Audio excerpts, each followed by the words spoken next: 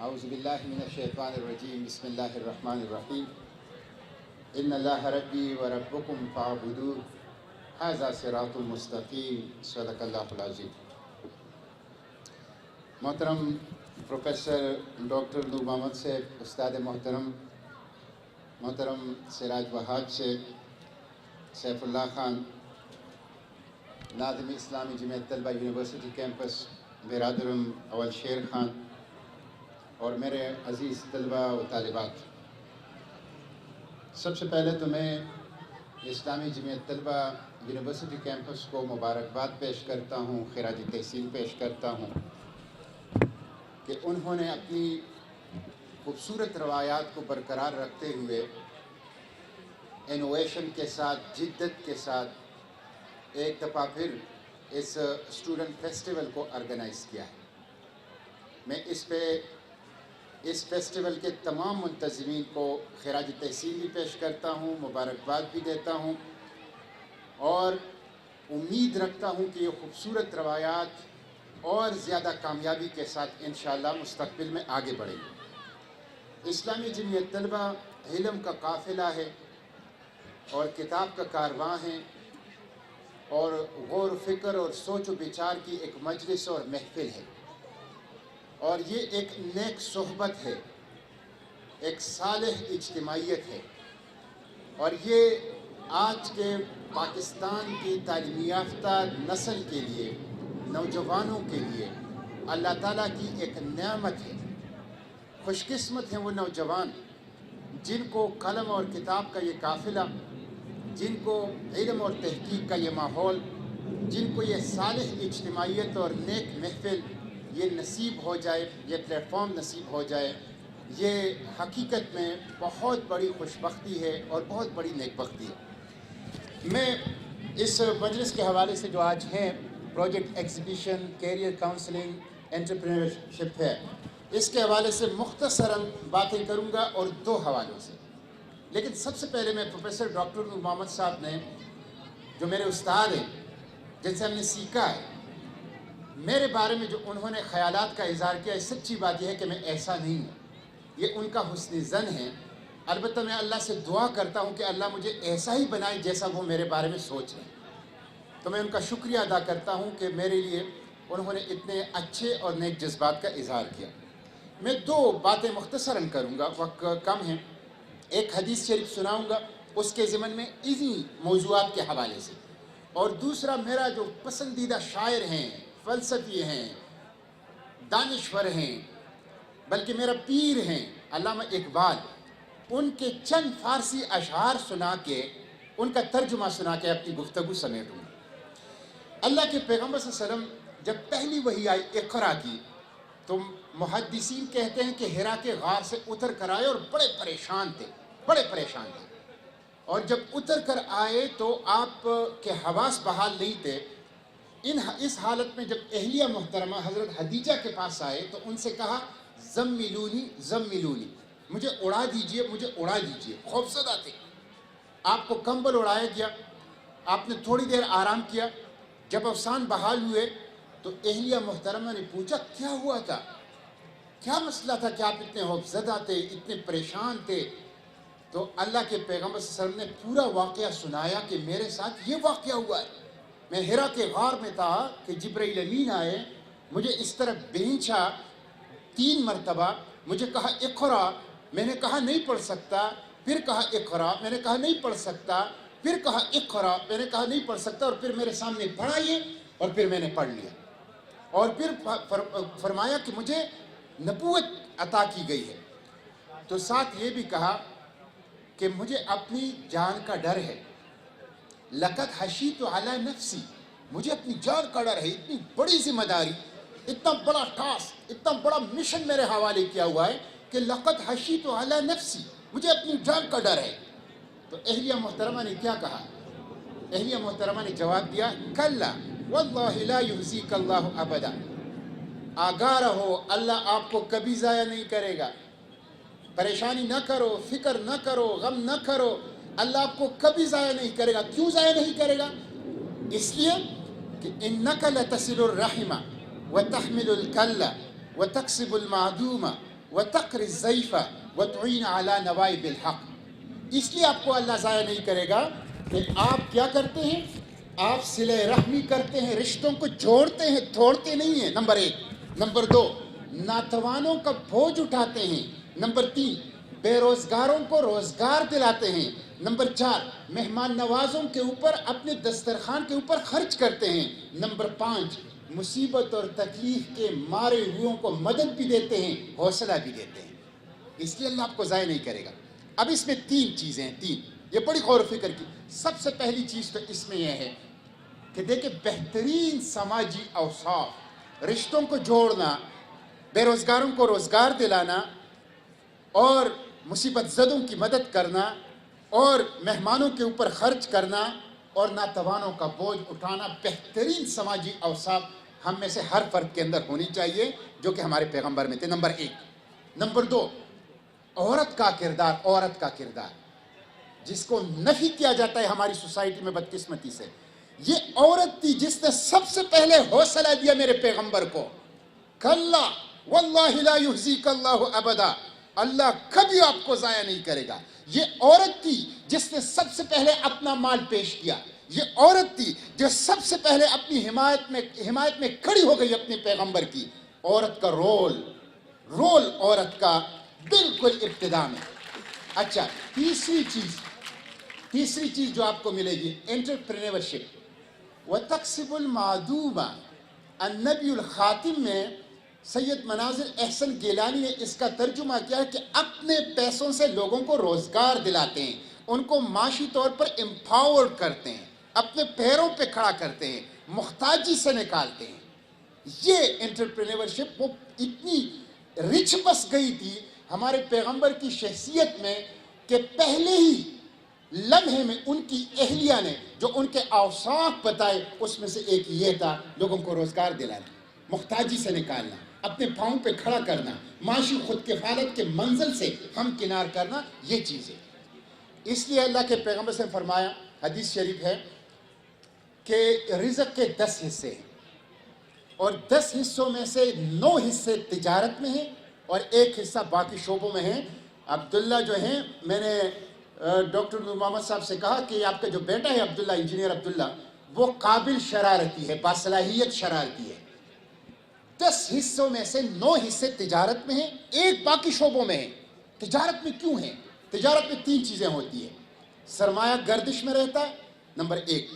Number 2, روزگار ملتی ہے. نمبر 3, تخلیقی ذہانت ہوتی ہے, نئی نئی چیزیں آپ سوچتے ہیں, نئے نئے پروجیکٹ آپ سوچتے ہیں, دماغ جمود کا شکار نہیں ہوتا, ساکت نہیں ہوتا, آپ سوچتے ہیں, غور و فکر کرتے ہیں. یہ وہ چیز ہوتی ہے. اس لیے میں سمجھتا ہوں اسلامی جمعیت طلبہ نے بہت اچھا کام کیا ہے. یہ پہلی بات میری مکمل ہو گئی. اب مختصر سی دوسری بات اپنی پیر کی بتاؤں گا. قلندر لاہوری اور عاشق رسول اور حکیم الامت اور شاعر مشرق اور علامہ اقبال کی کتاب ہے جاوید نامہ, جو انہوں نے اپنے بیٹے کو مخاطب کر کے کیا ہے. جاوید نامہ کا جاوید نامہ نام اس لیے ہے کہ ایک تو اس میں جاوید کا خطاب ہے, دوسرا اس میں جو افکار ہیں وہ جاویدانہ ہے, وہ زمانے سے ماورا ایک مستقل اور دائمی حیثیت رکھتے ہیں, اس لیے اس کا نام جاوید نامہ ہے. جاوید نامہ میں 1837 اشعار ہیں. جاوید نامہ میں 53 پرسنالٹیز کا تذکرہ ہے. جاوید نامہ میں 4 مذاہب کا تذکرہ ہے, اسلام, بدھ مت, مسیحیت, زرتشت. جاوید نامہ امیجنری ہے, ایک تخیلاتی سفر ہے جس میں اقبال اپنے پیر رومی کے ساتھ آسمانوں کے سیر پہ گئے, آسمانوں کے سیر پہ. تو اس آسمانوں کے سیر میں تو دنیا کے بہترین عجائبات ہیں, اس کو تو آپ پڑھ لیجئے. 1837 اشعار ہیں. میں صرف اس میں سے ایک حصہ جو آپ سے متعلق ہے وہ آپ کو بتاتا ہوں طالب علموں سے, جو انہوں نے کہا. ہوا یہ کہ آسمانوں کی اس سیر میں چاند کے آسمان پر, فلک قمر پر اقبال کی ملاقات عارف ہندی سے ہوتی ہے. عارف ہندی کے بارے میں اقبال کے ماہرین کہتے ہیں کہ یہ شیو جی تھے, جو ہندوؤں کے پیغمبر ہیں شیو جی, یہ شیو جی تھے. شیو جی نے اقبال کو دیکھا, تعارف کیا اقبال سے, تو اقبال سے آنکھوں میں ایک بات پوچھی ہے اور اقبال نے اس کا جواب دیا ہے. اقبال سے پوچھا ہے کہ گفت مرگ عقل گفتم ترک فکر، گفت مرگ قلب، گفتم ترک ذکر. عارف ہندی سے مجھ سے پوچھا گفت مرگ عقل، کہ عقل کی مرگ کیا ہے؟ گفتم ترک فکر، میں نے اس سے کہا کہ فکر کو ترک کرنا، سوچ و بچار کو، غور کو ترک کرنا. پھر عارف ہندی نے مجھ سے کہا گفت مرگ قلب، مجھ سے پوچھا مرگ قلب کیا ہے، دل کی موت کیا ہے؟ گفتم ترک ذکر، میں نے کہا ذکر کو ترک کرنا. آج ہم نے فکر کو بھی، یعنی سائنس اور ٹیکنالوجی اور علم اور تحقیق کو بھی، اور ذکر یعنی قرآن اور اسلام، اس دونوں کو ترک کر دیا ہے. ہمارا جو مرگ قلب ہے اور مرگ عقل ہے، حقیقت یہ ہے کہ افسوس ہوتا ہے وہ واقعہ ہو چکا ہے. اگر ہم نے نکلنا ہے حالات سے تو ہم نے مرگ قلب سے بچنا ہے، اور وہ ذکر کے ذریعے ہوگا، قرآن و سنت کے ذریعے. اور ہم نے مرگ عقل سے بچنا ہے، اور وہ غور و فکر، لائبریریوں، لیبارٹریوں، سوچ و بچار اور تحقیق سے ہوگا. پھر جب سفر آگے بڑھتا ہے تو وہ چاند کے کمر سے چوتھے آسمان پر، فلک کی کمر سے چاند کے آسمان سے چوتھے آسمان پر جاتا ہے. اور چوتھے آسمان میں وہ کہتا ہے حرکت درگاہ سلاطین مشرق، مشرق کے جو سلطان ہیں ان کے محلات ہیں چوتھے آسمان میں، اس کی طرف جاتے ہیں. مشرق کے سلاطین کون ہیں؟ نادر شاہ افغانی کا محل ہے، احمد شاہ ابدالی کا محل ہے، اور سلطان ٹیپو کے. یہ تین سلاطین مشرق کے محلات میں سے ان تینوں کے پاس جاتے ہیں، ان کے محلوں میں چوتھے آسمان پہ. حرکت درگاہ سلاطین مشرق. تو وہاں احمد شاہ بابا سے ملاقات ہوتی ہے. احمد شاہ بابا ہمارے بڑے ہیں، ہمارے بابا ہیں. اور اقبال ان سے پوچھتا ہے کہ آپ کے زمانے میں ہندوستان آزاد تھا اور ہم ایک قوت تھے، ایک طاقت تھے، اب ہم غلام ہیں. ہمارے ہاتھ نہ دین ہے نہ دنیا ہے، کچھ بھی نہیں ہے. ہماری جغرافیہ، ہمارا نظریہ، ہمارا عقیدہ سب کچھ غلام ہے. اور فرنگ بڑی طاقت میں ہے، فرنگ بڑی قوت میں ہے، انگریز کا بڑا غلغلہ ہے. تو یہ کیوں ہے اور یہ کیسے ختم ہوگا، اور واپس وہ طاقت ہم کیسے پکڑیں گے؟ بڑا ریلیونٹ سوال تھا احمد شاہ بابا سے. کہ احمد شاہ بابا نے اس کا جواب دیا ہے. وہ جواب سنا کے میں اپنی گفتگو ختم کرتا ہوں.